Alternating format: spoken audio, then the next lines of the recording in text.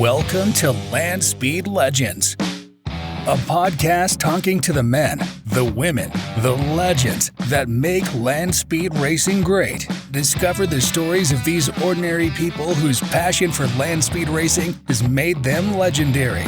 And now, here's your host, the Bonneville Belle, the High Boy Honey, the Salt Princess, Allison Volk Dean.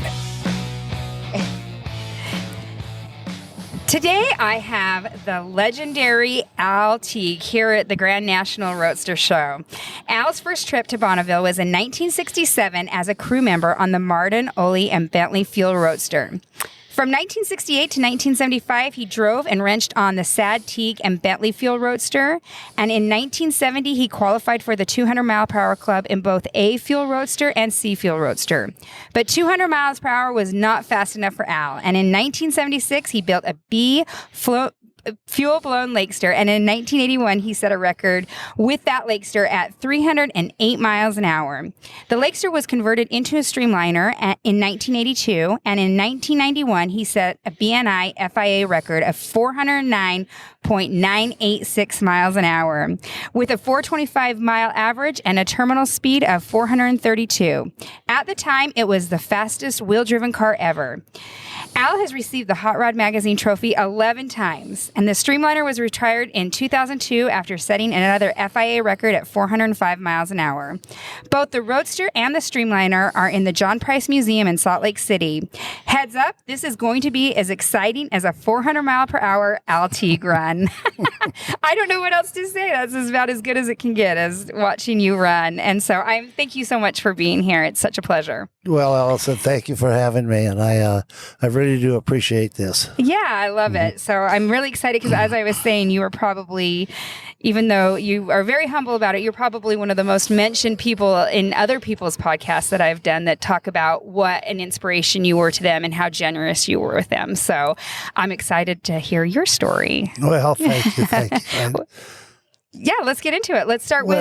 I'll just start out with, excuse me, with my brother. I had an older brother, 4 years older than me, roughly, and his name was Harvey, and he was very interested in cars. In fact, when Hot Rod Magazine first came out, he bought it, and he was showing me this and showing me that, and I think I was about 8 years old then, and whatever.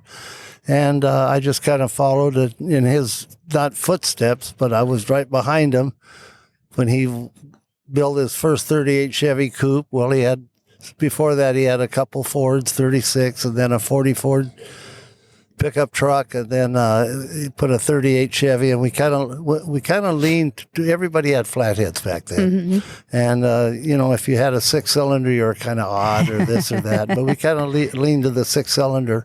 So he put a GMC 6 in his 38 Chevy Coupe, and we used to cruise around east Los Angeles and Alhambra and the San Gabriel Valley and that thing and whatever. It wasn't real fast, but we did take it out to drags a few times. I think it ran 85 or 86 and a quarter, but it was fun. It was something, and we met people. He worked at an auto parts store, so he met some people there and everything, and we just transgressed, and then we first in 1959, him and I, we went together and we bought a roadster. It was a drag roadster, and we put our GMC in that, and then we got a 12-port head for it and worked on that, and it ran pretty good. We ran it on gas, and we went to the drags. We used to go to Lyons, San Gabriel,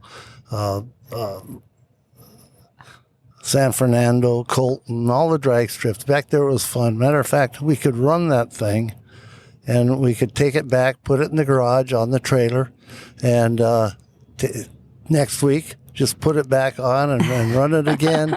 And, once we bought the tires and everything for it, and it hardly cost us anything.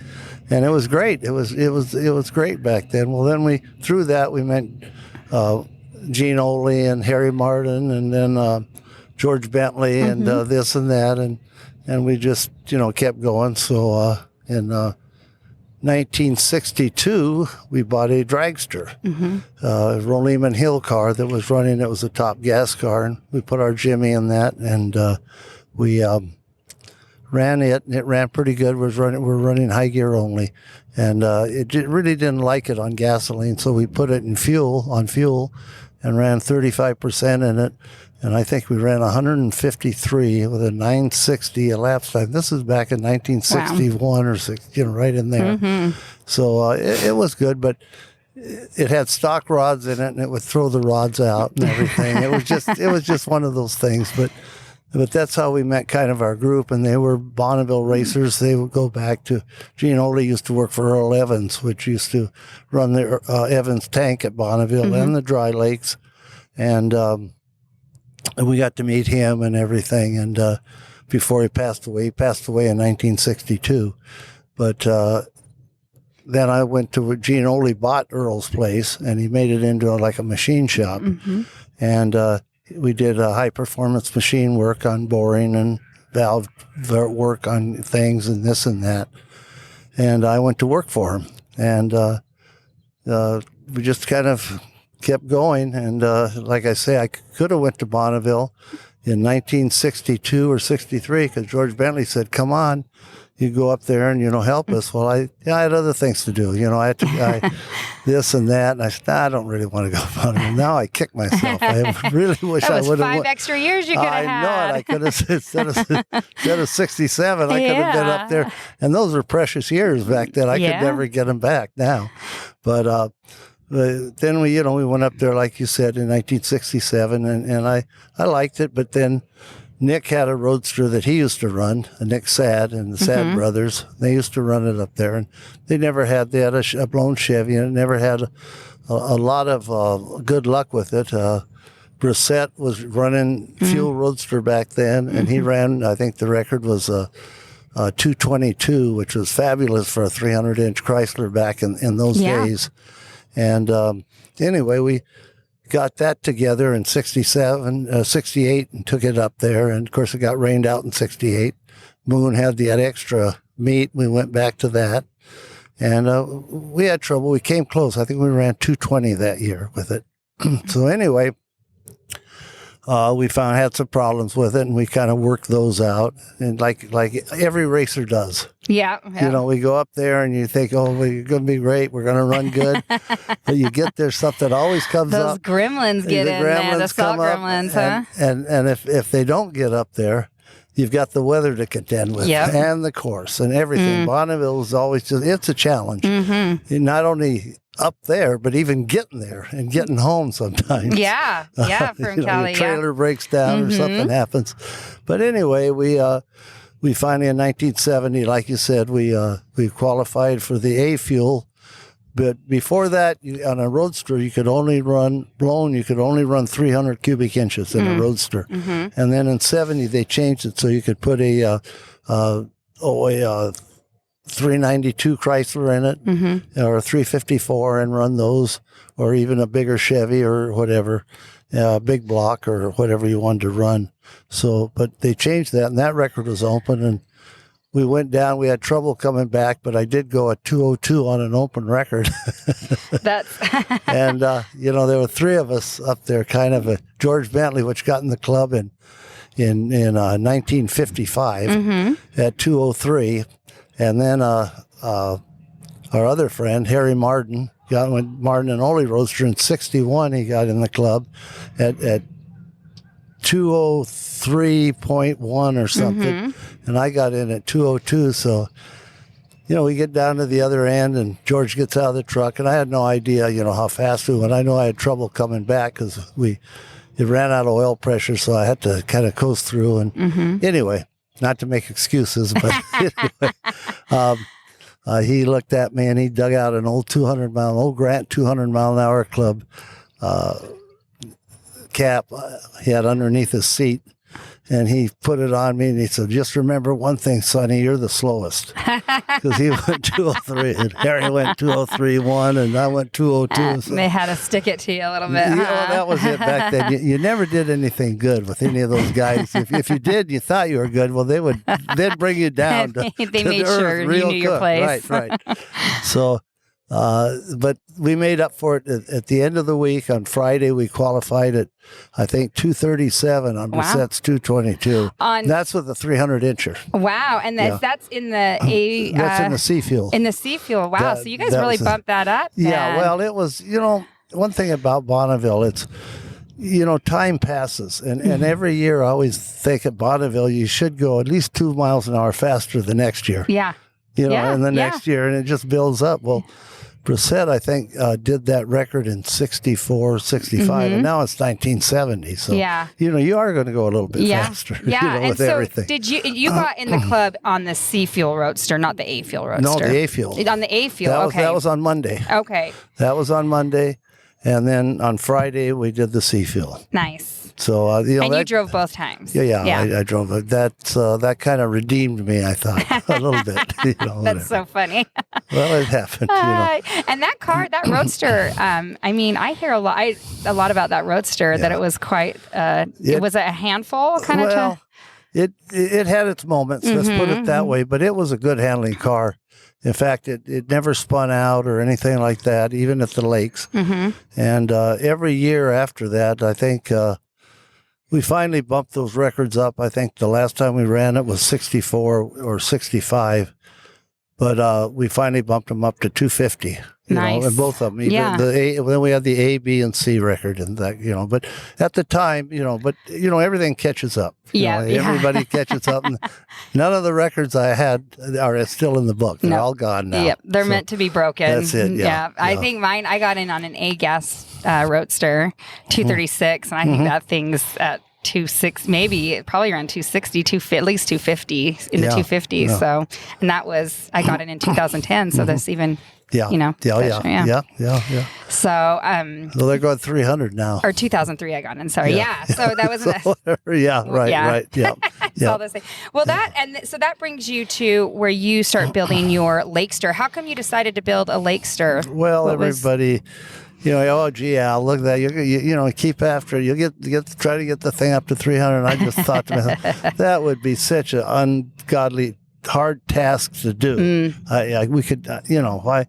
So, and then I figured, I'd like to build a lakester. And in 1974, excuse me, we were up there with private time with Dennis Manning, Don Vesco, Nolan White, and ourselves. We had the Roadster. We had turbochargers on the Roadster that we were trying, and we just ate pistons and melt every other run. And we were never smart enough to figure them out.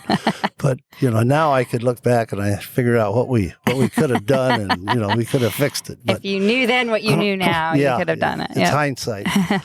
So anyway, but Dennis Manning was up there with a Norton bike liner, and I looked at that and I said, gee, that would make a neat lakester, and of course, being Dennis, he came, oh, yeah, well, it's real easy. I said, I don't know anything about fiberglass. I could never build a body on a car because I'm just not that talented. He said, it's no problem. They'll come over and show you, in 20 minutes.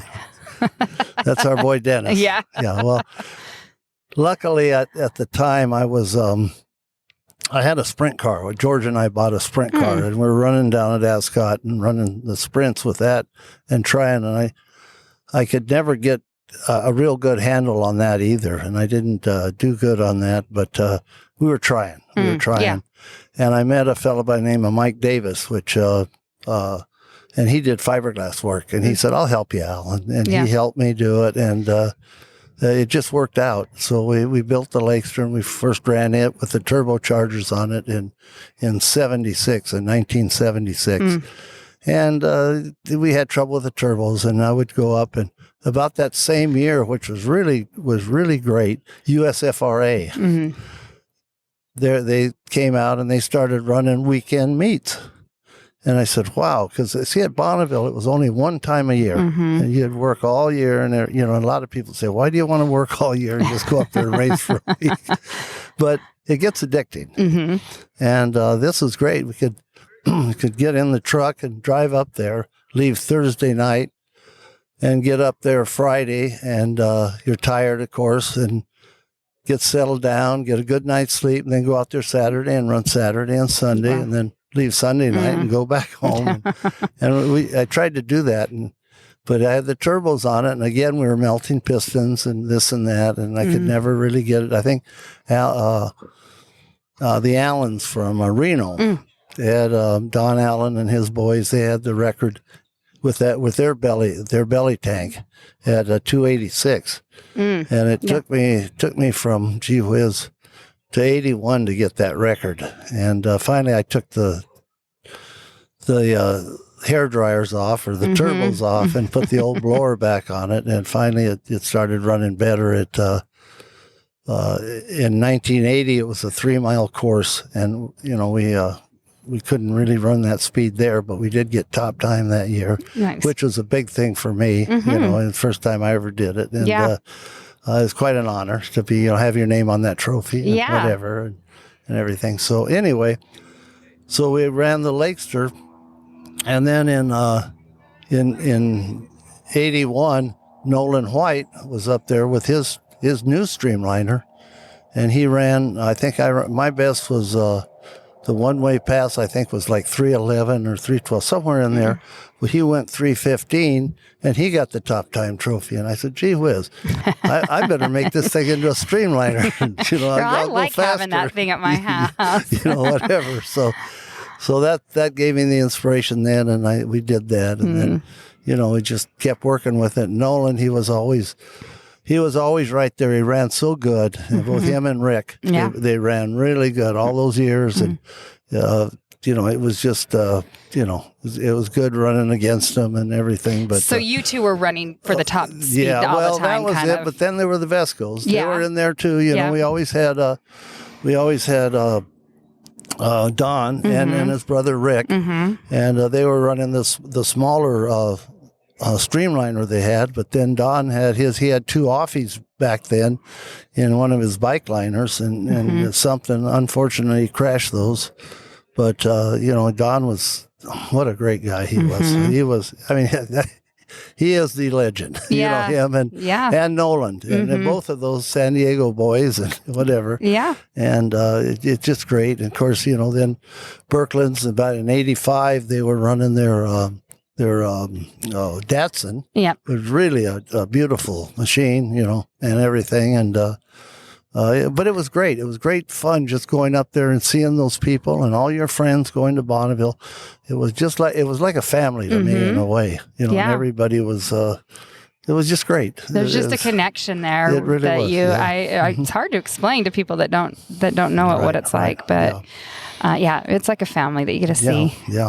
So, and so at this time you're kind of starting to compete for these faster speeds, and this is like in the 90s, early 90s, or it started. late 80s? This started in 82. It got rained 80s. Out in 82, and then we didn't run Bonneville in 82. We didn't run in 83 because it was so wet. Okay. And in 84 it was a short course, and Nolan took top time that year, and we came, whatever, but I had the old Iron Chrysler in it. I still had the old 392, or actually it was a sleeve down 392, sleeve down to a B class, and I put sleeves in it to make the cylinder walls thicker, and but so anyway, we ran that, and 85, it was a great year for me because we ran 353, and with the old Iron Chrysler in there, and Nolan, I think, ran 351 or something. Wow. It was that close. We were always just kind of neck and neck, button heads and everything. And, Nolan had his share of troubles, like I had my share, but we just went back and forth. And so that was a good year. So after that, the salt was so good that year, I couldn't even break the tires loose. Because it just, I think all that rain and being wet, it just kind of brought the remaining salt down into one section where we were racing, and it was really good. But finally, that year was over. So then we didn't run in 1982 and 83, I saved up some money. So I had $10,000 saved up. So what I do, I go to Keith Black, and I bought a late model. I figured, I'm gonna switch over and go to the late model engines and the aluminum blocks and this and that, and put that in it. So in 86, we go up there with a new combination. We put a full body on the car. Before that, the tires were open in the rear, and a few other things.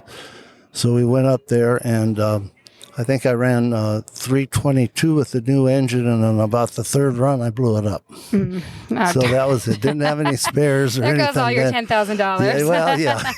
All that work. Yeah, like you say, you can't take money with you. You might as well enjoy it. So, so we came back and we fixed it. And about that time, your dad gave me some wonderful advice, and it was the best advice I ever had.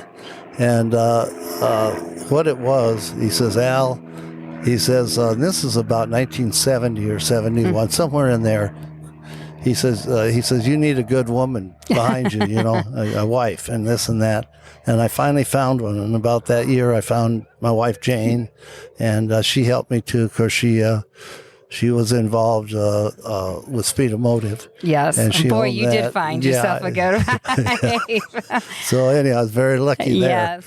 And because the year before, when we blew the engine up, her son Todd came up, and he went home and he said, "Mom, I found a man for you," because his father, she was just recently widowed because he was killed in an automobile accident. So anyway, and I knew her brother for years because he owned the balance shop down in Southgate, and we all used to go down there and balance our engines, and it's one of those deals. So I knew him.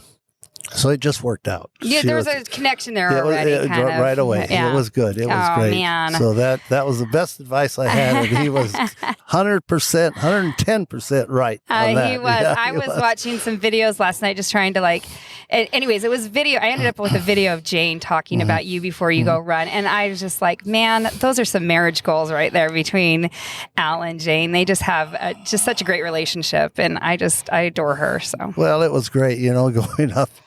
Just going to Bonneville, we had old trucks not old trucks back then, but they were, going up Cajon Pass, and starting to pull those grades. I said, now watch that heat on that temperature on that transmission. If it gets up about a 240, let me know. She'd watch the gauges on the truck, and we'd go up there, and just stuff like that. Oh yeah. And then coming back through. In the afternoon, through Paranagant and then down into Vegas, it'd get so hot, no air conditioning. Oh, yeah. Windows down, and she'd have a spray bottle full of water, and she'd be spraying my back and this and that. And we're towing down through just stuff like that. I mean? Yeah. She really does have. She has a love for the racing too, for the salt flats, and it just she did good, it bleeds through both of you guys, and you can just tell. Anyways, it's nice. I loved hearing her talk about you racing, and she's really a neat lady. She is. Yep. She's like I say, she's the love of my life. Oh, I love it. Whatever. So whatever. She's the love of your life. That's awesome. So did she hop in here when she what year did you guys kind of start? Did you get married at least? Okay, we got married in 1988. Okay, so she kind of jumps in the thick of it, like as you're starting to get. Yeah. Well, she kind of cleaned our act up. And before that, we'd go up there, and there'd be various guys on the crew and this and that, and sometimes something wouldn't get done, or the chute wouldn't get packed right, or things would happen. And then Charlie Hamilton, which by that time lived up in Tahoe, but I remembered him from years ago. He kind of raced down there, drag raced and everything. Well, he had come out and he had tuned the car for me, and that really helped me a lot. That helped me a lot, and it. Now, I won't say the fun went out of it, but it got a lot more serious as we started going faster. Yeah. And this and that. And of course, by that time, a few years after that, we were approaching 400. And I figured, well, this Summer Brothers record at 409, and, you're thinking that. Nolan was thinking the same thing. Yeah. We were all doing that. And Vesco's were too, and whatever. So luckily, unfortunately, and not to skip through everything, but we've already talked about 1991. That was a great year for us because we went up there and we ran, I think, 7 or 8 runs and never took the head off the engine. Just checked the bearings is all we did. And we ran 3 FIA record attempts. And finally on Wednesday, we got the FIA at 409, both ways. Nice. Yeah. And you've already switched to a streamliner. Yeah, from Lakester. that happened in 82. And that was just purely just because you wanted to go faster? Is that the whole reason? It was, and Nolan does, back then we had the Lakester in this, and I figured, it was competitive. I mean, that's it's kind of the name of the game. Yeah, well, that's what made it really. I remember that competition. Even though I was young, I can remember that kind of back and forth between you guys, and that is kind of what makes it fun and exciting. It was. So, and so in 91, you did set the BNI FIA record. So what was? Did you do that at what meet? Did you do it at a special meet? No, this was at Bonneville. It was at Bonneville. That was the Bonneville Speed meet. Week. Yeah, what they would do, and I think a lot of people wouldn't like it, but I think I think Latin was in charge then, and what they would do for the FIAs around 4:00. They would get like the Bean Bandits, Joaquin Arnett's car and whoever wanted to, we'd go down to the other end and they'd shut the meet down, and then we would run through and Nolan to whoever wanted to run, and then we'd in an hour would have to FIA. You have to go down, and you have to come back within an hour, and they take your, just like Bonneville, they take your measured mile and they average it out. So. It worked out for us. Yeah. So you got the record at 409. Right. And then, but you were telling me that your mile average was 420. Well, we had 1 mile going down at 425. See, the problem was we had about a 6 mile approach, I take that back. We had a 5 mile approach going down and a 4 mile approach coming back. Yeah. So it just cut me way back every year. It kind of, it's just the way things work. Yeah. It was, so in fact, the Strasburgs, in fact, he went down there and graded during I think Tuesday, he graded another 1/8 of a mile. Oh, wow. So, when I ran down and did that 425, I turned around and I could feel the car sinking in the salt. And we got an hour to get back. Oh, yeah. You know what I mean? But luckily, Deist and everybody came down there and they pushed it. Yeah. So that was going towards Floating Mountain, and then you came towards the freeway on the way back. Yeah, that was it. That's how you had to do it. So that makes sense why it was shorter. It was shorter on the way back. Yep. Yeah. That makes sense. That year, we were always a mile shorter, and that really hurt. But that's just the way it is. Yeah, it was what it was. What it was. Yeah, it was what it was. Yeah. So, and then at that time, you got the fastest wheel-driven car ever. Yeah. So that was slightly exciting. over Summers. It wasn't the 1% like FIA wanted it to be, but basically we were in a different class. We broke John Cobb's 1947 record. Right. And you did it with a single engine. Well, it was a single, but but like I say, everything changes. What they had to use 2 aircraft engines back then to do, we could do it with one blown Chrysler now. Yeah. And you could imagine, like we were talking about Dave Davidson and with his roadster, and also Doug Robinson with his, they're going 300 with the roadsters. And just the way things just change. Things change. Yeah, you're right. Yeah. And it does. It just is progressing and progressing. It is, but that still did not take away from that you did it with a single engine. And it was kind of, and you're doing that kind of speed on, basically a backyard build, right? Like you were, that's what makes it kind of really cool, is that I heard somebody call you a hot rod hero, and I was like, I love that, saying a hot rod hero, because you really are kind of a hot rodder at heart, and just we all are. Yeah, we all are. Everybody, really your are. dad, Yeah, we're all the whole thing. We're just hot rodders, and luckily we have Bonneville to race, and we in a way we have to thank USFRA for putting on the meets, because they Bonneville, they said, you guys don't use it enough. So then they started putting on those other meets, and that really helped. And we had a chance. I had a chance to go up there more often and kind of hone your skills. Yeah. You know, what you're doing, make the car work better, this or that, and everything. Yeah. And that's just what it takes. Yeah. It's not an overnight deal. No. Yeah. My dad always says, I was sitting out there, you know, like we were racing once a year, and he's like, I'm an hour and a half away. Why aren't we racing more out here? You know, like, let's get this. You know, yeah. Through USFR, Mary West, you know, the Vescos, your dad, especially your dad was Save the Salt. You know, he's been a stalwart on it. Yeah. He's out there all the time. It's great. It's great. He loves it out there just like everyone else does. Everybody does. Yeah. Passed on through the generations because his grandkids love it, and so it's great. Yeah. So. Yeah, so then what did you do after you set the BNI FIA record? Did you? Well, I stopped going up there as much as I did. That was kind of a goal for me, and this and that, and it's I don't know, you know, I kind of miss it, and with a streamliner, I never ran the lakes, and I used to love to go out to the dry lakes and run that. And I kind of miss the old roadster for doing that and whatever, but it was. You know, and then, of course, then the competition, you know, at the time, I knew the car was getting old, and I needed, then Nolan, he put 2 engines in his car, and then Birkeland's, and they come up there, and they started going faster and faster, and it's a shame, Nolan, what happened to Nolan, because he would have gone a lot faster, and then same way with Tom Birkeland with his car, that would have went a lot, you know, I think.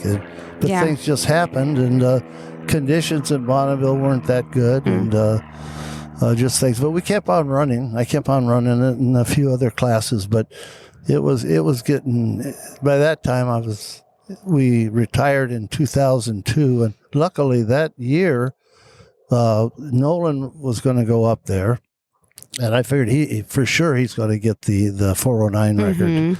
And Vesco with his turbinator was right there. You know, he had already gone 436 with no problem, and you know, this or that.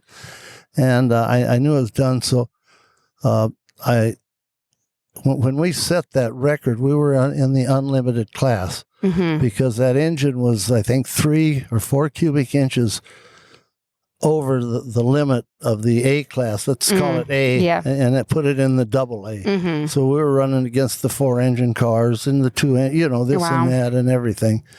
So I always figured, well, I'm gonna, you know, put a 480 cubic inch engine in there and get that record, which we did at 406, and I was, you know, I think Nolan had that record at the time, and then unfortunately Nolan, he would have really killed that record, that 409 record. But, you know, just things happened, and it's a shame. Yeah, that was sad. We miss him, Yeah, that was really sad. And it was, yeah. Anytime anybody gets hurt or, you know, or...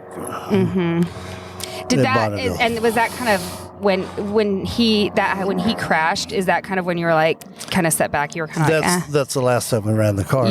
Not really because of that, but it was... I knew I needed a newer car. Yeah. I needed a 4-wheel drive car, maybe 2-engine. I knew that, and I wasn't.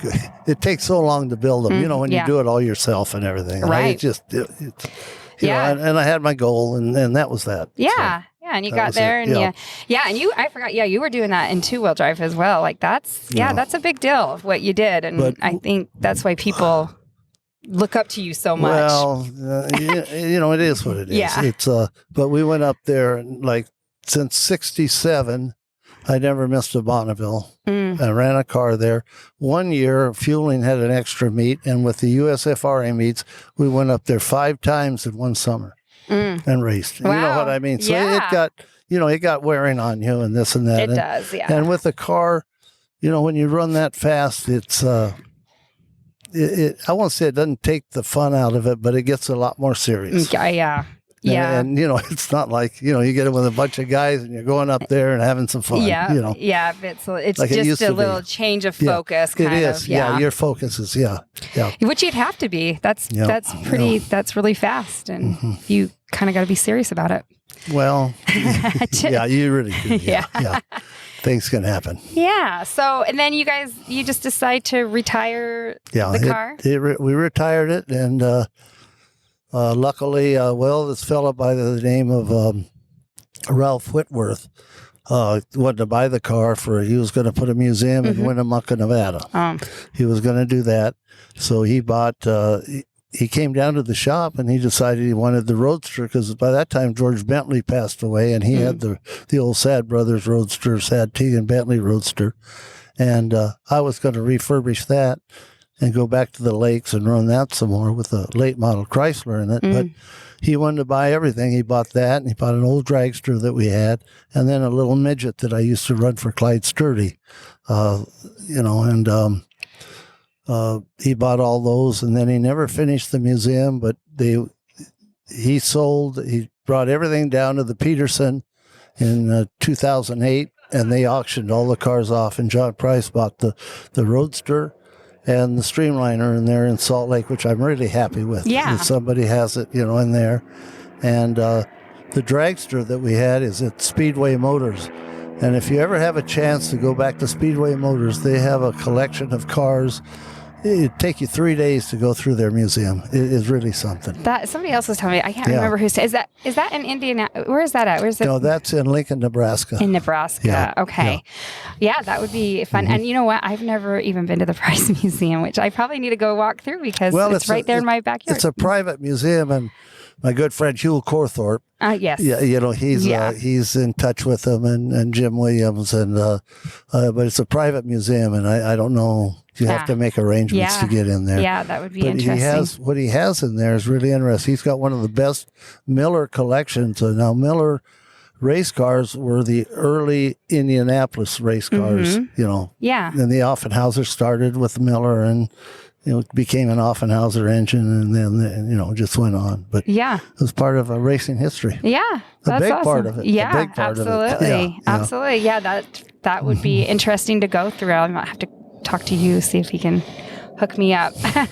Yeah, that would be, you'd like it. You'd like it. Right. So, and then you're kind of, you're done racing, land speed racing. Do you ever come out to any of the races anymore? Yeah, I come to Bonneville ever so often, and go to the dry lake still. And not like I used to. Yeah. And I do miss it. Is it hard to spectate versus being? Yeah, you can.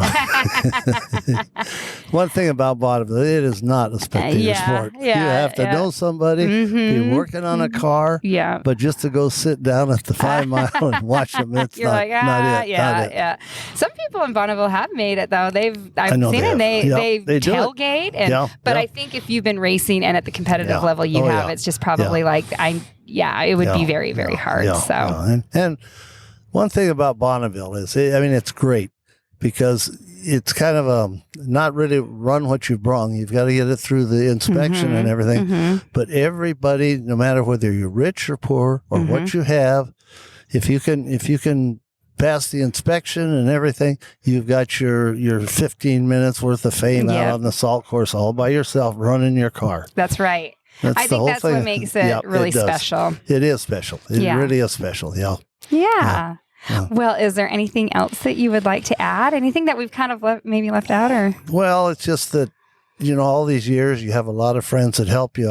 I've never, I get all the credit, and it's my racing partner George Bentley used to say, there's never enough glory to go around. Oh yeah. So, but anyway, like Harry Mardon and the people that used to help me, and Don Barry used to go out with us a lot, and just friends, Clyde Sturdy, and then all the people that I met, like when I come out here to the Grand National Roadster Show, you see, Bob Dalton was here, and then you see everybody, and like we used to go to Bonneville, and I would say in the early or mid 60s, or when I first went, and Nick Arias was there. Oh yeah, and Ed Iskandarian was there. Lufkin, he'd be running his car. Hack Miller. They were all characters, all those guys. Oh, yeah, they were. And we'd all, we'd first get there. We'd go to the state line. Everybody would be at the state line talking. And, Tim Rocklitzer, and, he'd been all the tubing for me. And people really just helped me a lot. Yeah. That's all I can say, and I can just say thanks to them. And Sid Guide, he came up. He lives in Idaho now, but he came up from Australia, New Zealand first, and then Australia came in the garage, and he started helping me. And then he just, year after year, he came up there for 2 or 3 years, and he's got his own streamliner. He hasn't run it yet, but he's working on it. Yeah, he's working on it. Yeah, it's ready. And it's same with Bonneville. Everything's different. Yeah. You sit there and you see, well, this guy does it this way, but I think if I did it that way, it'd be a little bit better. And that's just what makes Bonneville. Yeah. Shane always says you can ask people an opinion on what you think you should do, and if you ask 5 people, you'll get 5 different answers on how you should do something, and I think that's reflective of that. Well, that's true, and that's one thing I was always warned against, because the old timers would tell me, don't listen to everybody. Yeah. Just do what you think, I think Shane had to learn that, figure that out. Well, you know how that is. Yeah, you have to, everybody's got their own opinion. Yeah. And that's good. It's just, that's when God made us, he made us all different. That's right. And that's good. It's very reflective at Bonneville that we're all different. It is. Yeah. It's not, it's just, it's the old saying. It's if you got a race car and you start going fast, and a guy comes up to your car and he sees a vise bolted onto the back of your car, and he says he looks at it, and then pretty soon he goes and puts a vise on the back of his car, or something. Follow the leader type thing. But you see that in all kinds of racing, but not so much in Bonneville. Yeah, Bonneville, everybody's got their own ideas. Yeah.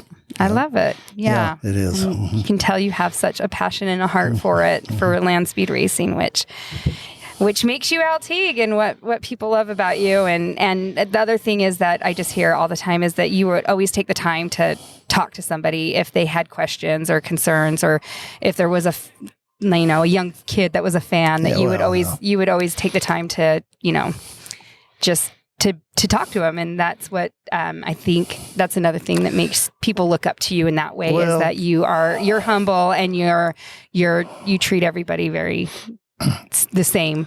Well, you appreciate when people come and look at your stuff, and even if it's not that pretty, but they take an interest in what you're doing, and I always appreciated that. Yeah. So I always figured, well, if they could take an interest, I should take an interest in them. No, I love it. That's just it. It's the thing. Yeah.